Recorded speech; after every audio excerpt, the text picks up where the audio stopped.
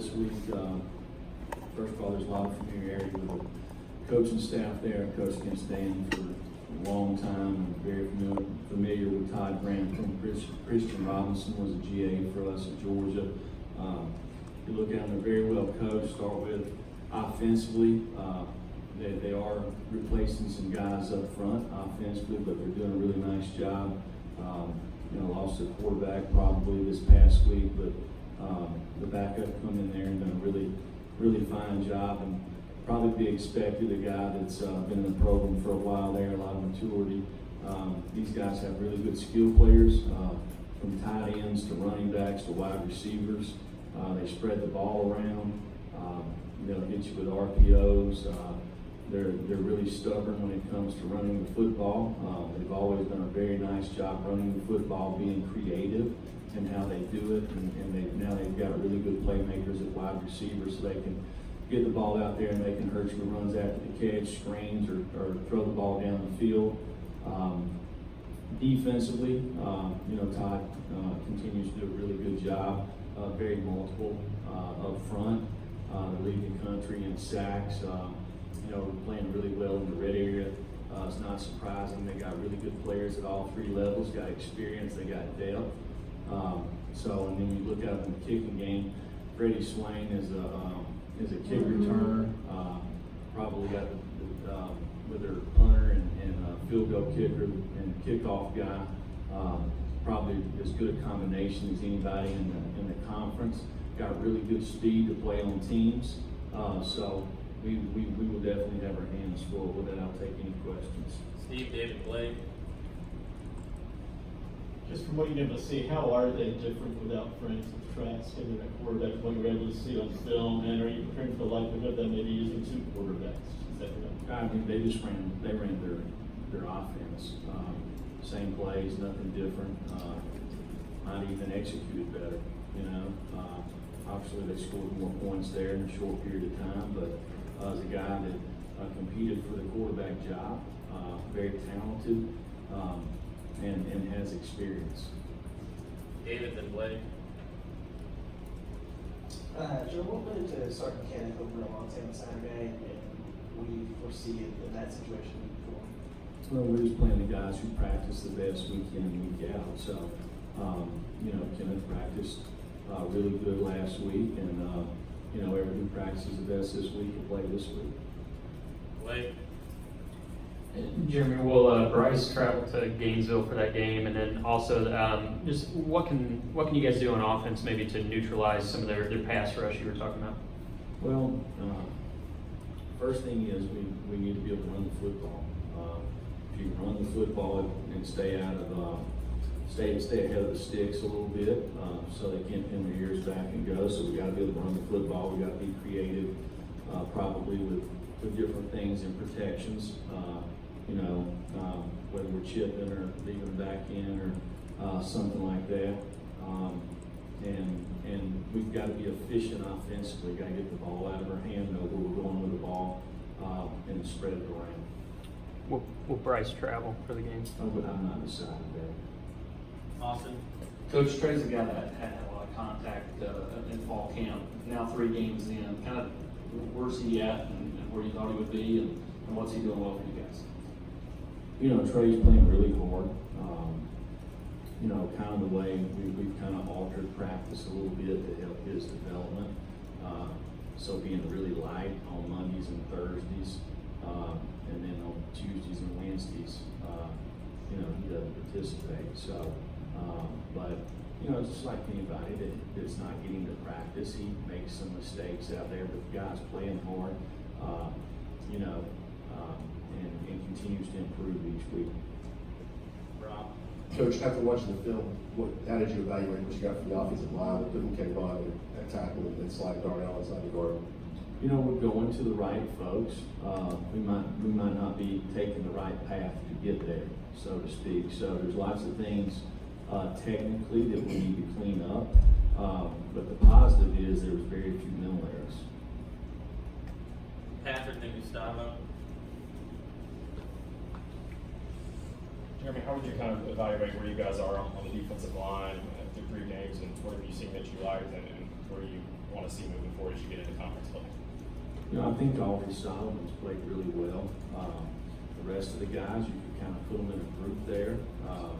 And, you know, there's not much difference in them. We've really got to continue to improve up front, and we will. You know, most of those guys have very little playing experience. And if you look at them, a lot of the guys that we're playing, you know, we're not even here in the spring. So they're going to continue to improve, and they've got to improve, you know, to kind of reestablish the line of scrimmage a little bit.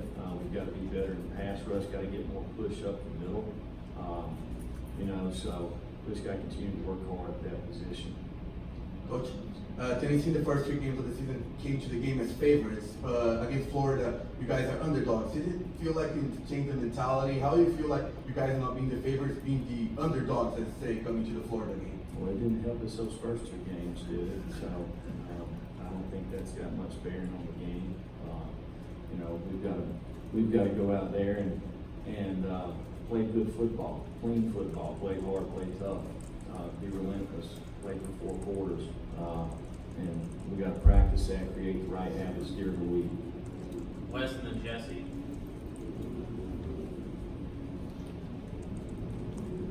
How would you evaluate the way Darrell Taylor's played to this point in the season, and how important will it be to get some more guys emerging on that other side, kind of as a bookend to maybe take some pressure and double teams and chips away from him?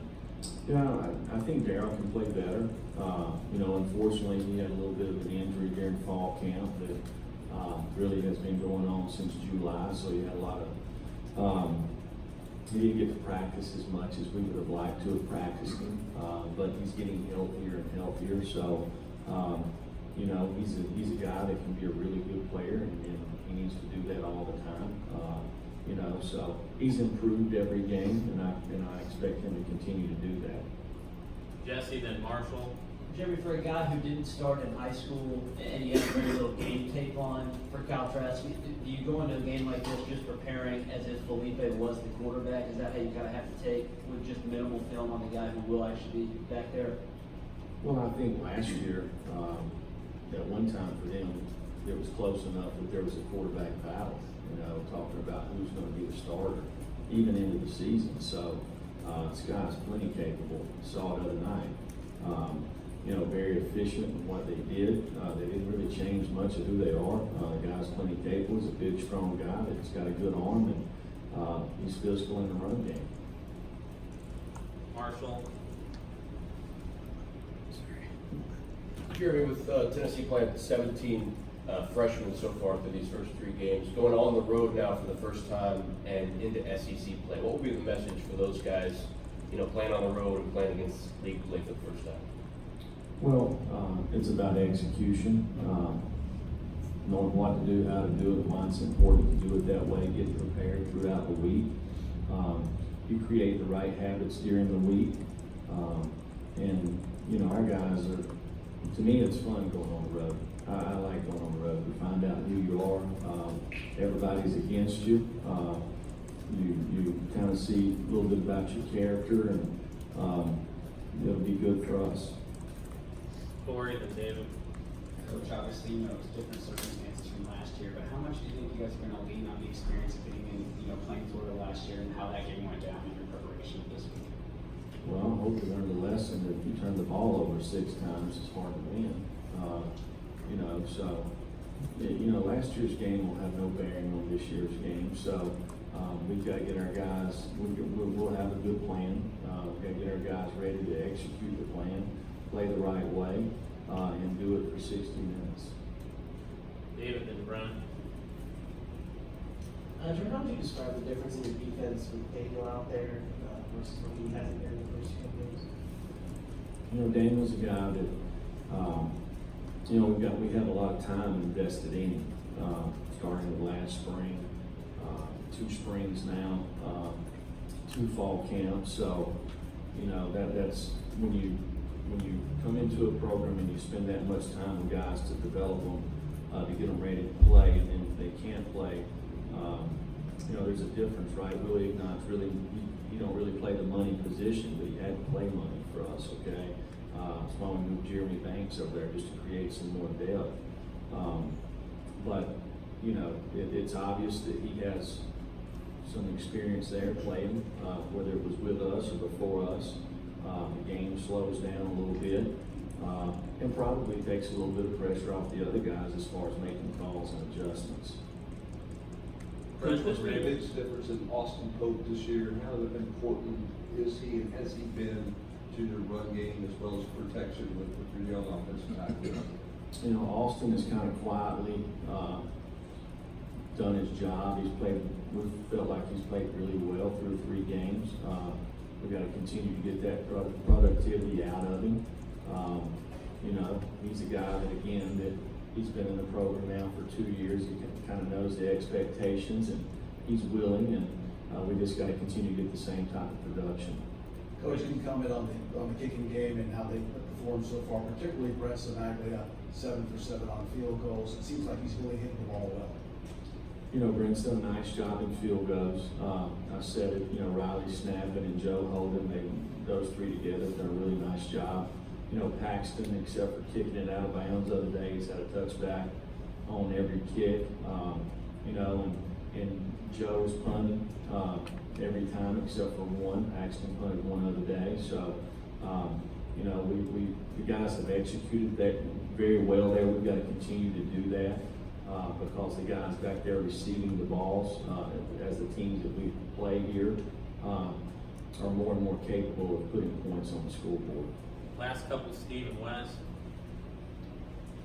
You're entering a stretch where you're playing 4 games, 3 of them are against top 10 teams. And it seems like when you're in the SEC, you're going to have these types of stretches every year, like 4-game stretch, 5-game stretch, where you're playing a bunch of ranked teams. In your experience, how are you able to kind of deal with that when you're going through that week-to-week grind? What's kind of the secret of being effective and not wearing down when you're going through one of these kinds of stretches? And you just worry about the team that you play. You're not playing all 4 of them at one time. We're playing Florida this week. We'll focus on Florida, and then whoever's after that. Wes, final question. I know football can be kind of a copycat game, and a lot of people kind of try to do the same stuff that Dan and those guys do on offense. Is there anything that kind of makes what they do different over the years? Has it just been the execution of players, maybe some talent they've had, or are there wrinkles kind of in what they do with that package? You're talking about when they were at Mississippi State compared to now? Yeah. I think Dan just, he does what all good football coaches do. He figures out what he's got. He's done it a little bit differently over the last 10 years, each year, you know, so, you know, and to me, that's what a good football coach does. He figures out who his playmakers are, what's the best part of his offensive team, and he focuses on that. You know, they continue to do that. Thank you, Coach. Thank you.